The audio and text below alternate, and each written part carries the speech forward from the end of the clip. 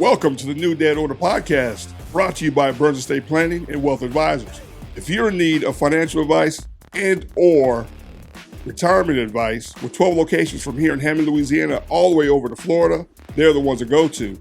My name is Ray. We got Parfait over there. To you about Thursday. Thursday dropped a new flavor, salted caramel. The taste of it is so good. Still the same results that you can get from the strawberry lemonade one as well. I've been using it for the last year. Still waking up at 3:50 in the morning. Body is still recovered, ready to get on the next workout. But give it a shot. Promo code NDOZZZ for a discount at checkout. You know, you talk that travel baseball is going to end 12 years old, 13 years old. Right. Looking up stats nationally, today in 2020, I think the last census or whatever it is that the accumulation of information, 70% of the youth quit organized sports by the age of 13.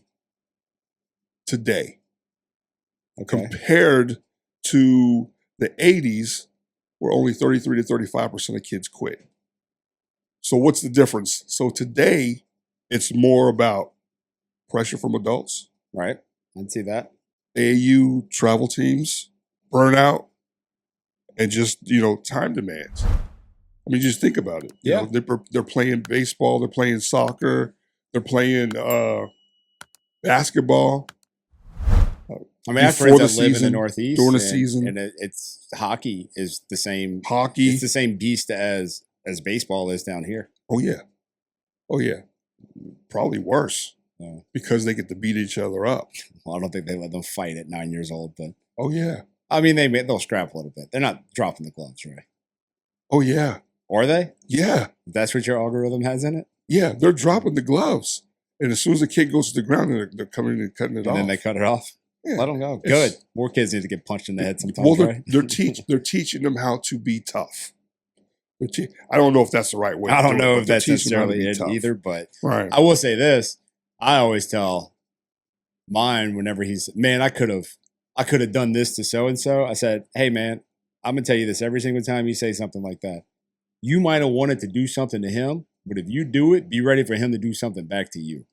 So pick your battle wisely. Right. And then end the conversation. Every single time he brings up, man, I wish I could have punched him. Like, you punch him, but just understand he's going to punch back. So make sure you know what's going to happen. Make sure it's worth it to go to that point in life ever. Oh, that's a Just good kind of point. fits Oh, in. yeah. That's Yeah. a good point. Oh, yeah. Oh, that's a great point. The other thing, too, stat-wise, is team sports. The dropout rate isn't as big as individual sports like martial arts, swimming, Imagine tennis would probably fall in there too. tennis. Yeah. But of course, it's at that age, that we're talking about with travel baseball, where when at 13 years old, they go into middle school and high school. I guess it is taking into account not just rec or travel league sports, but that jump into high school. You have less teams in high school too Mm-hmm. than what you do. Where, I mean, Joey and John can go start a travel baseball team because their kid didn't make any team in the area, and that happens on the reg. There are so many teams in this Hammond, Louisiana area. Not just the whole Hammond, Mandeville, all the way to Baton Rouge, all of the I-12 corridor. There are so many teams. And sometimes it's because dads don't like the way the coaching is going at whatever team they're on, and then they break off and they'll start a new team. Sometimes it's kids that don't have a place to play, and the recreation departments are so, I'm not going to say bad, the recreation departments are not what they're looking for because they would rather have a group of kids that are struggling, but they can all teach them that are on the same talent level that are motivated to play, opposed to having a kid whose parents paid $60 to get him a jersey and he's on a team and he shows up or doesn't show up for practice, but he's still going to get out on the field. And I think trying to grab a group of kids that are collectively motivated, hopefully with equal talent level. Well, I mean, you think about it. It's a bunch of dads because they don't have a lot of coaches at the rec park level. Yeah. It's a bunch of dads. I mean, it's a trying bunch to of dads coach. that are doing the travel ball stuff too, but you do mix in, I'd say this, You got a lot more former college baseball players that are coaching travel ball than what you do that are coaching rec ball, just in general. I'm not saying that because you played college sports it makes you more qualified to coach, but there is a certain level of knowledge that you have that you bring to the table from day one that other people don't. Oh, Yeah. Oh, yeah. And I think that's the other, I guess, the negative thing about rec ball is the fact that you don't have qualified people teaching these kids. Well, yeah, qualified people teaching these kids. I mean, you have people that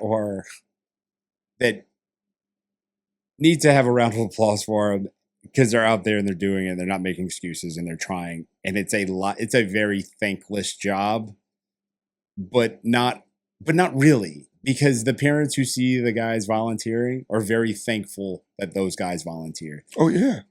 Oh yeah. But it's a grind. It can't be super easy, but it's also not super easy to do what we do Tuesdays and Thursdays and Fridays, and then show up on the weekends and play because we want to do it. We want to give these kids the best opportunity. These kids are more motivated than some other kids that they deserve the right to play together and they receive coaching, and we do know what we're talking about. Mm-hmm. So there's that side of it too. But I also, when kids start dropping out of sports and that trend of 70% of kids dropping out of sports or organized sports, that kind of makes sense though. Like I don't think it's bad, because not everybody is going to make a high school team.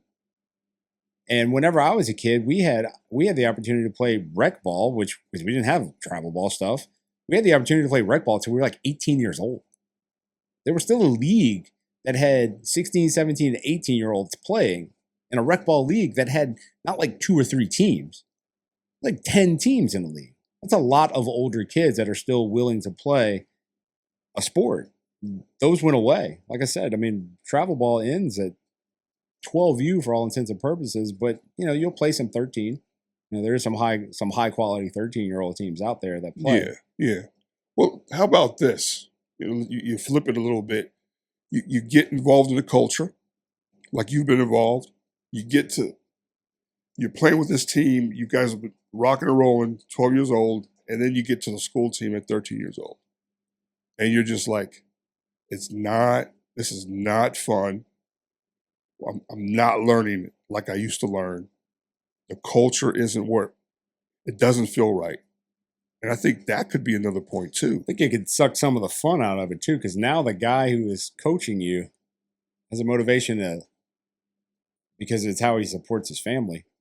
That's right. It makes it a little different. Mm-hmm. The teaching aspect may start to dwindle and be more geared towards the ones who are able to do. Also, the more direct coaching will go to the ones who are more able to do, rather than a true development aspect of it, because they have a lot more skin in the game. Right, and I think that's fair. It is fair with the head coach, but your hope is that the assistants are teaching. That they are teaching.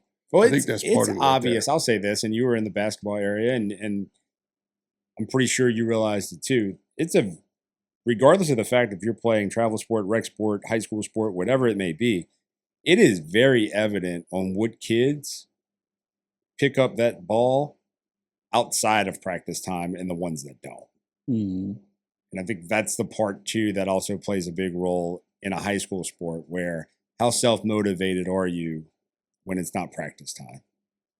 And I think the kids that have a high level of self-motivation, that were coached the right way when they were younger, mm-hmm. are able to see the things and make put in their own work and know exactly what they're trying to work on. And coaches will see kids putting in effort outside on their own time too. Oh yeah. And you go back to the example that you used on why they quit, when they were younger, and now they're on the school team and they've done all that extra work and they continue to do that extra work, and they're looking around them and they see that, well, I am the best.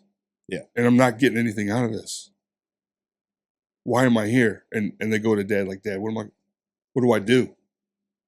that becomes a situation. Yeah, too. I guess that could. I don't know. I don't think that's I don't normal. think that happens very often. No. Where the best player on a team wants to walk away in high school. No, I don't. That's kind of what you're practicing and playing for the whole time, is you have a chance to make your high school team. So when was what year was that? Was that dated to a specific year, recent, or The data on the 70%? Yeah. It's 2024. So that's what it is now. 2024. Has it been that way for that long, that 70% of kids drop out of sports? No, we had a golden time from the late 90s until about 2008, where youth sports just flourished, just exploded. And that was because... Do you think that was that was the start of the travel ball stuff? Exactly. And it was new. It was exciting. It was something different. It Yes. wasn't just the rec department. I remember where I got to do So a little basically, we hit the big peak. So the rec ball era of sports died down. Something new, exciting was the travel ball era. Mm-hmm. The travel ball era, huge spike, lasted 15 years or so, Mm-hmm. and then started to, or maybe even a little bit longer than that. And It started to go downhill in 2015. Okay, yeah. And in 2024 is when it hit that a low 70%, again. Yep. Kids are burning out. Video games were online more often. That exploded, I want to say, around the same time, 2010, 2015. Well, 2015, it really exploded where it was more online playing. Because I know that, like I talked about, teaching my oldest how to play Call of Duty 3, and that was about the same time. Gaming, I think maybe a lack of motivation from parents happens as well. Well, and I always, it's probably a bad thing, but I always tell the kids, if you're able to come out here and your parents will bring you out here and they're motivated to bring you out here, keep them motivated. Do your chores, do what you're supposed to do. Yes or no, sir. Yes. Don't give them a reason to take something away from them. Don't give them a reason to stay at home, because they'd rather stay. I'm telling you right now, they won't tell you this, but they'd rather stay at home. But they want you to go out here. They want you to come out here and play.